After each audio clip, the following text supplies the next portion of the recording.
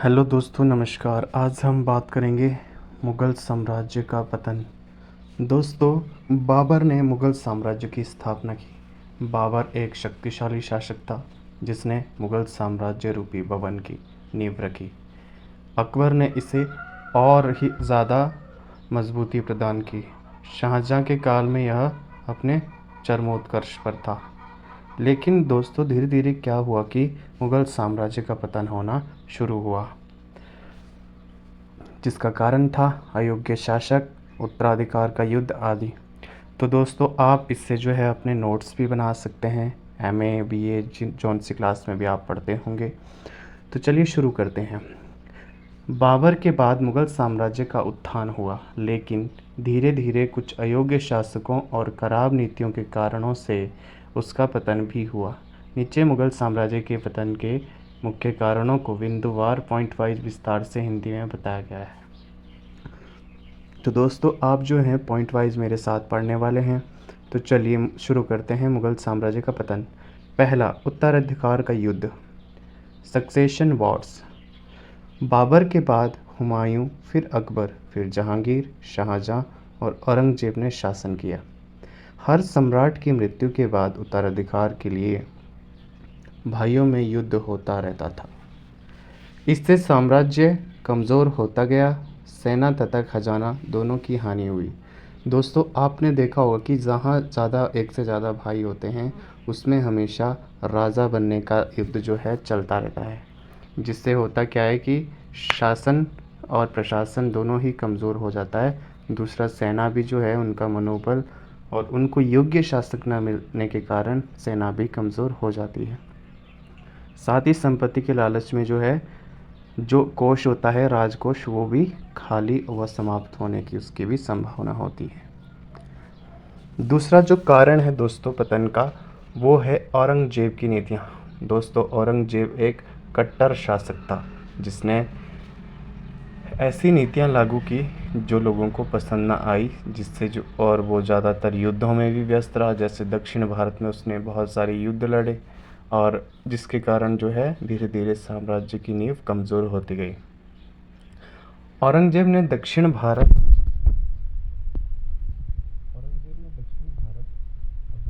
दक्षिणी अभियान में बहुत समय और मेहनत खर्च किया। दोस्तों, दक्षिण भारत के युद्धों में उसका बहुत ज़्यादा समय और धन और सेना बहुत ज़्यादा खर्च हुआ।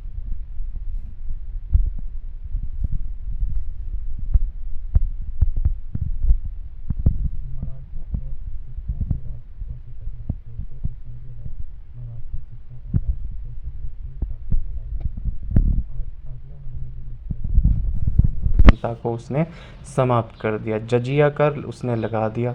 जजिया कर जो दोस्तों गैर हिंदुओं से लिया जाता था और जिसको बाबर ने तो ख़त्म कर दिया था, लेकिन बाबर ने तो इसे शुरू किया था लेकिन अकबर ने इसे ख़त्म किया था। आगे जाकर औरंगजेब ने इसे दोबारा चालू करा, इसको जजिया कर को। दूसरा जो कारण है, मराठों, सिखों और राजपूतों से इसकी काफ़ी लड़ाइयाँ हुई, जिस कारण जो है ये अधिकतर युद्धों में व्यस्त रहा और मराठे और सिखों ने जो है इसको खूब जो है इनके बीच द्वंद्व चला, युद्ध चला, जिससे भी मुगल साम्राज्य को हानि हुई।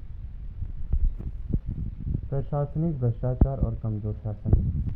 औरंगजेब के बाद मुगल शासक कमज़ोर और असक्षम थे। दरबार में भ्रष्टाचार बढ़ गया, सुशासन में कमी आई, जागीरदारी प्रणाली में भी अव्यवस्था फैली।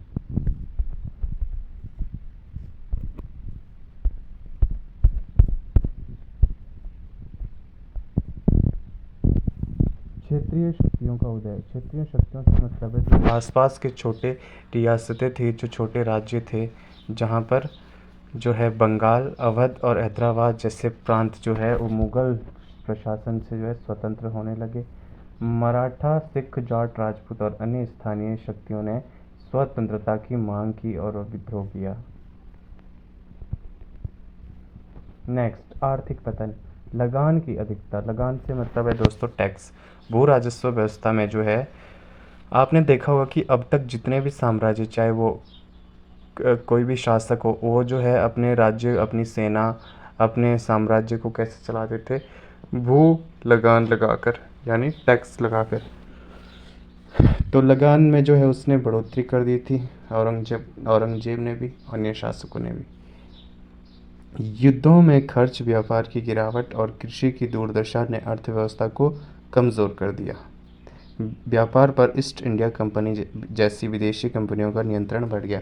दोस्तों, मुगल साम्राज्य के अंत तक ब्रिटिश ईस्ट इंडिया कंपनी जो है भारत आने लगी, यूरोपीय कंपनियां भारत आने लगी, और उन्होंने धीरे धीरे मुगल बादशाहों को बड़ी चतुराई से जो है इनसे अलग अलग स्टेट लिए और यहाँ पर व्यापार और शासन करने के लिए जो उन्होंने अपनी नींव डाली। यूरोपीय शक्तियों का आगमन। अंग्रेज, डच, पुर्तगाली और फ्रांसीसी भारत आए और धीरे धीरे व्यापार के माध्यम से अपनी सैन्य शक्ति से यहाँ पर वो शासन करने लगे, जिस कारण भी मुगल साम्राज्य कमज़ोर होता गया।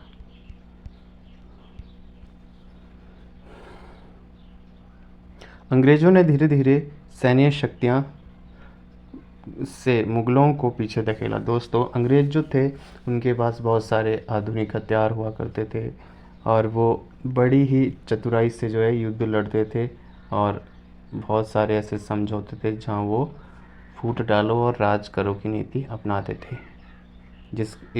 यूरोपीय शासकों के आने के बाद भी, यूरोपीय कंपनी के आने के बाद भी मुगल शासन जो है धीरे धीरे कमज़ोर होता गया। नेक्स्ट, 1739 में नादिर शाह का आगमन। दोस्तों, नादिर शाह ने जो है दिल्ली को लूट लिया था। नादिर शाह ने दिल्ली पर हमला कर बहुत बड़ी लूट की, जिससे मुगल साम्राज्य को बहुत धक्का लगा। कोहिनूर और तख्त ए ताउस भी लूट लिया गया।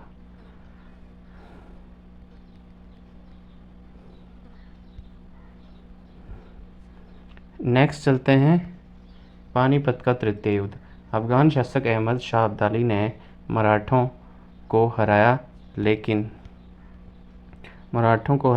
इससे भारत में एक शक्ति शून्यता उत्पन्न हो गई। मुगलों को इसका कोई लाभ न हुआ, बल्कि वे और कमज़ोर हो गए। नेक्स्ट, 1857 की क्रांति और अंतिम मुगल शासक जो था वो बहादुर शाह जफर द्वितीय था। 1857 की क्रांति के बाद अंग्रेज़ों ने उन्हें बंदी बनाकर रंगून जेल भेज दिया, जहां वृद्धावस्था में जो उनकी मृत्यु हो गई, और इसी के साथ जो है मुगल साम्राज्य का जो है अंत हो गया, जो कि बाबर ने जिसकी स्थापना की थी। इतने बड़े साम्राज्य जो है इसका सूर्य अस्त हो गया। दोस्तों, अब हम पानीपत के तीनों युद्धों के बारे में थोड़ी सी चर्चा कर लेते हैं, क्योंकि यहाँ पानीपत का तृतीय युद्ध जो है इसमें अफगान शासक अहमद शाह अब्दाली ने मराठों को हराया, लेकिन इससे भारत की एक शक्ति शून्यता उत्पन्न हो गई। मुगलों को इसका कोई लाभ ना हुआ और बल्कि वे और कमज़ोर हुए। चलिए जानते हैं पानीपत के तीनों युद्धों में क्या हुआ। पानीपत के तीनों युद्धों में जो है दोस्तों, पानीपत का पहला युद्ध जो है 1526 में लड़ा गया। इसकी पूरी तारीख देखें तो 21 अप्रैल 1526 को लड़ा गया। दोस्तों, अक्सर एग्जाम में क्वेश्चन पूछा जाता है युद्ध के पक्ष कौन कौन थे। दोस्तों, इसमें पहला था बाबर और इब्राहिम लोदी, जो समय दिल्ली की सल्तनत पर था। तो मुगल साम्राज्य का उदय होने जा रहा था, तो इब्राहिम लोदी दिल्ली का शासक हुआ करता था। इन दोनों के बीच में युद्ध हुआ और इसका स्थान जो है पानीपत, हरियाणा था। इसीलिए जो है यहाँ पर इन पानीपत का युद्ध जो है इसको कहा गया है। पानीपत कहाँ पर है? हरियाणा में। मुख्य कारण इसके जान लेते हैं। बाबर का भारत में मुगल साम्राज्य स्थापित करने का प्रयास था। ये इसका पहला प्रयास था कि इसने भारत में जो है मुगल साम्राज्य को फैलाना था, बढ़ाना था। परिणाम इसका ये हुआ कि इब्राहिम लोदी जो इसकी मृत्यु हो गई, ये हार गया और दिल्ली सल्तनत का अंत हुआ और मुगल साम्राज्य की स्थापना औरंगजेब द्वारा की गई। दोस्तों, आप वीडियो को पॉज करके अपने नोट्स भी बना सकते हैं। चलिए आगे चलते हैं।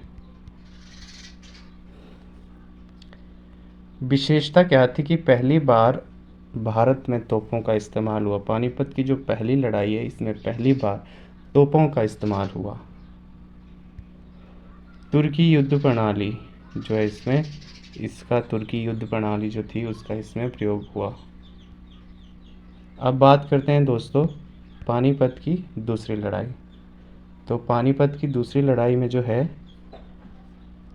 देखते हैं ये कब हुई। 1556 को ये हुई, तारीख पूरी देखें इसकी तो 5 नवंबर 1526 को ये लड़ाई हुई। युद्ध के पक्ष कौन कौन थे? अकबर, मुग़ल सम्राट जो थे, बैरम खां इसका जो है इसके नेतृत्व में जो है मुग़ल शासक अकबर ने जो है युद्ध लड़ा था।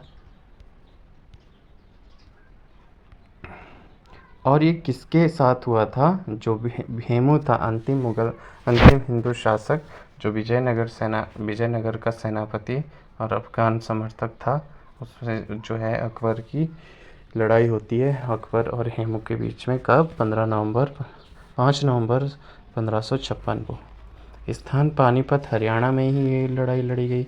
मुख्य कारण अकबर की सत्ता को चुनौती देना। दोस्तों, अकबर उस समय कम उम्र वाला था, लेकिन उसके सेनापति और मान सिंह और बैरम खां जो बहुत शक्तिशाली थे, उसी के दम पर जो है वो युद्ध जीत पाया। चलिए आगे चलते हैं। तो पानीपत की दूसरी लड़ाई का परिणाम क्या हुआ? हेमू की हार हुई और अकबर की सत्ता मजबूत हुई। विशेषता क्या है इस युद्ध की? हेमू ने युद्ध से पहले दिल्ली पर कब्जा कर लिया था।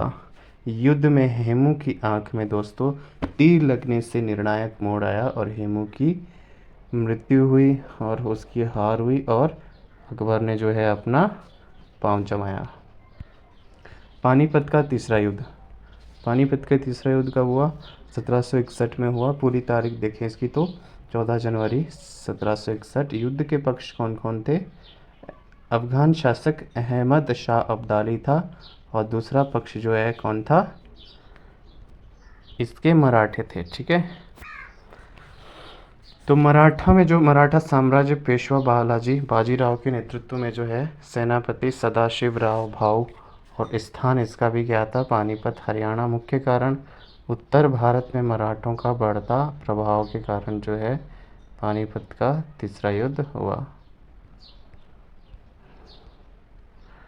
परिणाम देखते हैं, इसका परिणाम क्या होता है।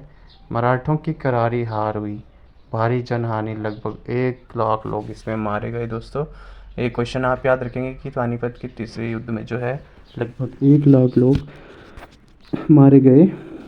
मराठा साम्राज्य की कमजोरी और ब्रिटिश के लिए रास्ता साफ। धीरे धीरे जो है इसमें मराठा जो बहुत शक्तिशाली हुआ करते थे तत्कालीन समय में, तो मराठों ने जो है अपनी हार देखी और इसके बाद ब्रिटिश सत्ता जो है भारत पर मजबूती के साथ उभरी। विशेषता भारत के इतिहास से सबसे रक्त रंजित युद्धों में से एक है दोस्तों ये, यानी कि बहुत ज़्यादा खून खराबा इसमें हुआ, 1 लाख लोग इसमें मारे गए लगभग।